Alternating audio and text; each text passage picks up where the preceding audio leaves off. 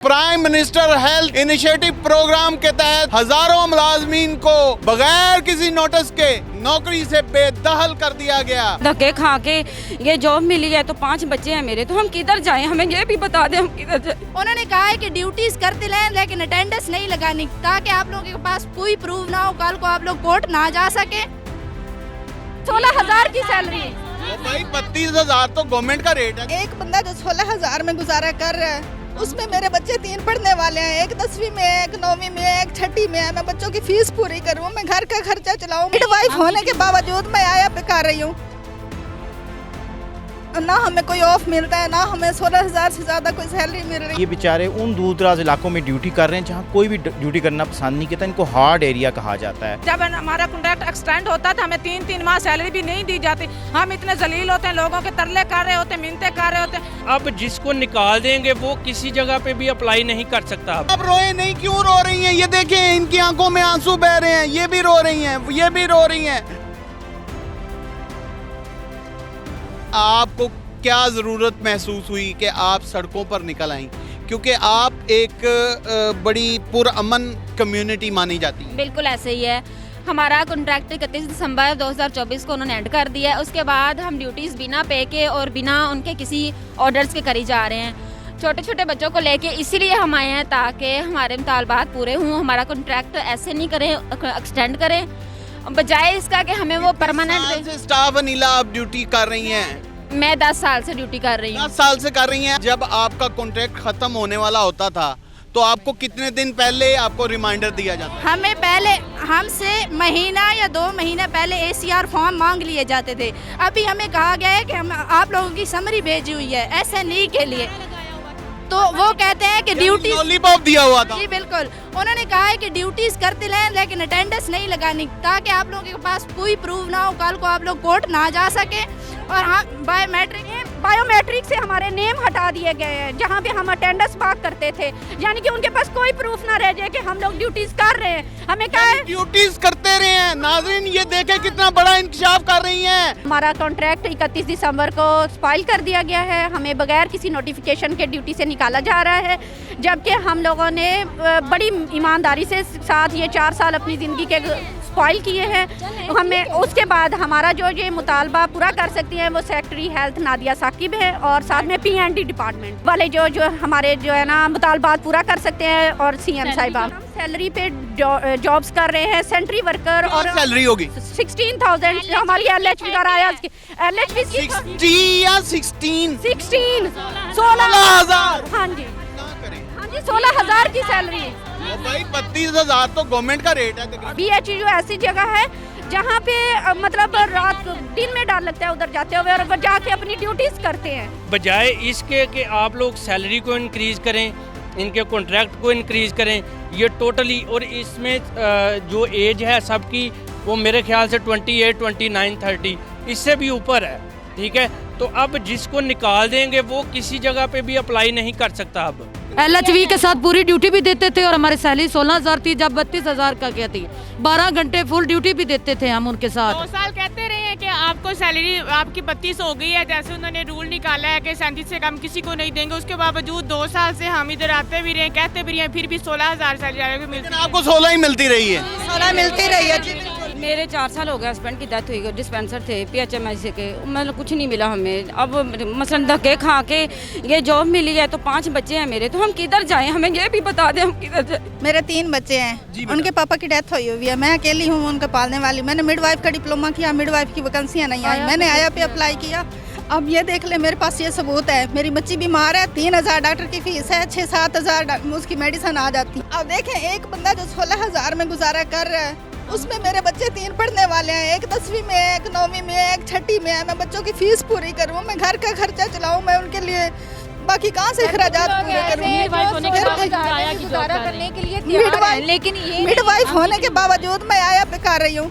2 हम लोग हैं अपनी, ना हमें कोई ऑफ मिलता है, ना हमें 16,000 से ज्यादा कोई सैलरी मिल रही है। अब आप क्या चाहती हैं? आपका बेसिक आपका मुद्दा क्या है? आप चाहती क्या हैं? हमारा करके बात करो भाई। हमारा कॉन्ट्रैक्ट बहाल किया जाए, हमें ऐसा नहीं किया जाए, हमें टाइम पे तनख्वाह की जाए और मिडवाइफ की सीटें ओपन की जाए। कितनी मिडवाइफ हैं जो बेरोजगार रहती हैं, हमारी ऐसा नहीं की जाए। रोए नहीं, आप रोए नहीं, क्यों रो रही हैं? ये देखें, इनकी आंखों में आंसू बह रहे हैं, ये भी रो रही हैं, ये भी रो रही हैं। को साथ लेकर जाती थी? हाँ जी, बच्चे साथ ही जाते हैं बच्चे साथ ही जाते जी। हैं।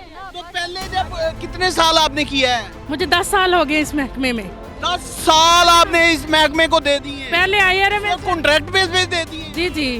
आपने कभी डिमांड नहीं की कि हमें पक्का किया जाए, हमें परमानेंट किया जाए? हमने 5 साल पहले भी ऐसे ही धरना हुआ था और उसके बाद हम ट्रांसफर करवा के PHMI में आए हैं। हम चेंज कर देते हैं, जब वो गवर्नमेंट जाती है तो वो नाम और चेंज कर देती है, और इस गवर्नमेंट ने तो बेड़ा ही गर्क कर दिया है कि सबको निकाल दिया। पूरा नाम बताइए sir. Doctor Shoaib Niazi, president young doctors association Punjab. असल में ना ये जो कॉन्ट्रैक्ट के मुलाजमीन हैं, ये बेचारे उन दूर दराज इलाकों में ड्यूटी कर रहे हैं जहाँ कोई भी ड्यूटी करना पसंद नहीं करता। इनको हार्ड एरिया कहा जाता है, और इन अब देखें ये बेचारे ट्रेनों पे राजनपुर से मतलब इतनी दूर दराज इलाकों से मियांवाली से आ रहा है, जी, कहीं से आ रहा है, और हम मतलब जब हमें इनके इशू का पता चला तो हमने अपने तौर पे कोशिश भी कर रहे हैं कि इनका जो है डायलॉग करवाया जाए प्राइमरी सेकेंडरी के मिनिस्टर इमरान अजीज़ साहब से। उनसे मेरी सुबह बात भी हुई है और उम्मीद ये है कि इनका मसला हम इस तरीके से सॉल्व भी कर लेंगे।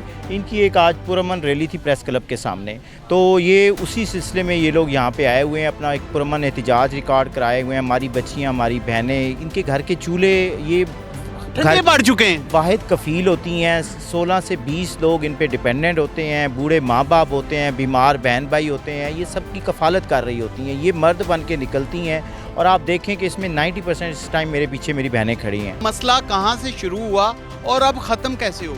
सर इसमें ख़त्म ये है कि ख़त्म तो ये 2 मिनटों में हो सकता है कि इनके कॉन्ट्रैक्ट जो हैं वो नहीं 2 मिनटों में क्यों नहीं करवाते? उसमें सर गवर्नमेंट ने करना है ना। ये जब प्रोटेस्ट होता है उसका मकसद ये होता है कि अवाम में जो हुकाम बाला है उन तक आवाज़ पहुँचाई जाए। नादिया साकिब साहबा कह रही हैं, कुछ खवातीन फरमा रही हैं कि नादिया साकिब साहबा ने ये मसला हल करना है, तो आप उनसे कांटेक्ट करें, उनसे रब्ता करें। मैं आपको बताता हूँ कि ना ये मामला जो इनका है ना वो पॉलिटिकल तौर पे हल होगा, क्योंकि मैडम नादिया साकिब तो गवर्नमेंट के मैंडेट पे है ना, जो मतलब सेक्रेटरी बनता है उसके पास शायद मैंडेट नहीं होता।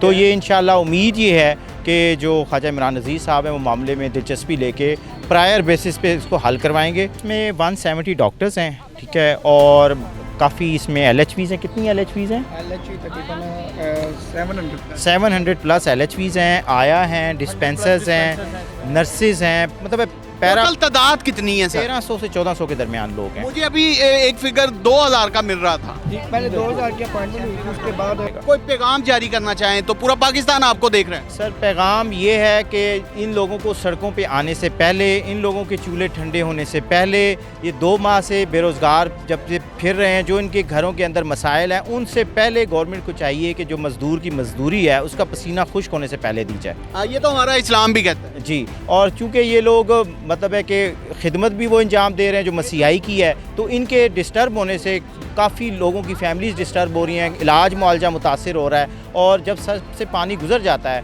तो उस टाइम मामले की नज़ाकत को समझने की बजाय हमें पहले मसला हल करना चाहिए। 16,000 हमारी सैलरी, उससे क्या बनता? 400 का हमारा पेट्रोल चला जाता। हम भी तो किसी की बहन है, किसी की बेटी है और किसी की माँ। हम चनियोर से आए। क्या नाम है आपका? आसिया परवीन। क्या आपका ओहदा क्या है? आया हैं आप। क्या सैलरी मिलती रही? हमें 16,000 मिलती है, और 16,000 भी जब हमारा कॉन्ट्रैक्ट एक्सटेंड होता था हमें 3-3 माह सैलरी भी नहीं दी जाती। हम इतने जलील होते हैं, लोगों के तरले कर रहे होते हैं, मिन्नतें कर रहे होते हैं, और डेली आने जाने का इतना मसला होता है। हम इतने परेशान हैं सर, हम क्या बता सकते हैं। हमारे छोटे छोटे बच्चों का पेट पालें, अपने खर्चे उठाएं, क्या करें? अब आप क्या चाहती हैं? अब आप ये चाहते हैं कि हमें इंसाफ दिया जाए, हमारी आसानी की जाए, हमारी सैलरी बढ़ाई जाए, क्योंकि हम इसके हकदार हैं। क्यों हम छोटे छोटे बच्चे, हम इसके हकदार हैं। मैं डॉक्टर सना, मैं बच्चों की डॉक्टर हूँ। WMO पीड्स में बच्चों की डॉक्टर हूँ, इसी प्रोग्राम के। डॉक्टर सना मुनीज़ा, और मेरे हस्बैंड भी इसी प्रोग्राम के डॉक्टर हैं, बच्चों की OPD देखते हैं। हम दोनों की एट अ टाइम जॉब चली गई है, और हमने अपने लाइफ के गोल्डन ईयर्स इस प्रोग्राम को दिए हैं, और अब आके हमें उन्होंने जॉब से निकाल दिया। तो अब हमारा आगे क्या मुस्तकबिल है? और ग्रेजुएट्स होके आ रहे हैं डॉक्टर, हमें परमानेंट किया जाए, और हमारी जो इंक्रीमेंट है हर साल वो लगाई जाए, और वो इस तरह लगाई जाए कि हमारे बैंक अकाउंट में आए भी, वर्बली नहीं, वो प्रैक्टिकली भी आनी चाहिए। डॉक्टर सना, RHC फूल नगर। खुदारा इन पर रहम किया जाए। और इनको बहाल किया जाए और इनकी सैलरी को बढ़ाया जाए ताकि ये अपने घर को अच्छे तरीके से लेकर चलें।